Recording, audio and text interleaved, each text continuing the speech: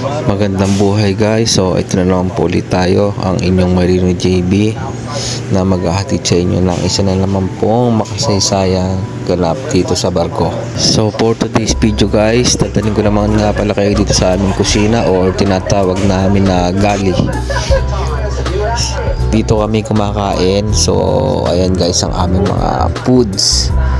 Ang dami, meron pang baboy, diba? Ang dami naman, nasa 6 to 7 putahe per meal yan. Kada kain namin yung mga prutas pa. Thank you, chef. Kasama ko. Hello guys. So steak night for today's. Yummy. Thank you for the blessings. Nakita nyo naman guys ang mga kasama ko, seryoso sa pagkain. Yung katabi ko si si Bin Laden yan guys. Kasi seryoso, tinginin lang na terror, pero mabait yan guys. Bosan siya sa dati niyang barko, so dito nag-AB siya. Bagong lipat lang din siya sa company. So yung isa is motorman. Unang meet ko nga pala sa kanya guys, akala ko ibang lahi kasi ang haba ng bigote niya, pero nung nagsalita na Pilipino pala, mali ako. Pero okay siya kasama sa trabaho, marami siyang alam kasi yun nga, boss yun siya sa kabilang company niya.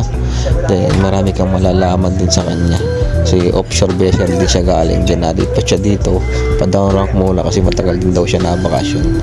So yun na nga guys, so tuloy-tuloy lang sa pagkain, sarap kami guys. So samahan nyo kami sa aming pagkain dito sa barko, hindi naman puro trabaho lang ang aking ipipicture. So enjoy lang guys. So hanggang dito na lang po ulit ang aking video. Enjoy watching po kayo guys. Sana po'y nabusog kayo sa aming pagkain.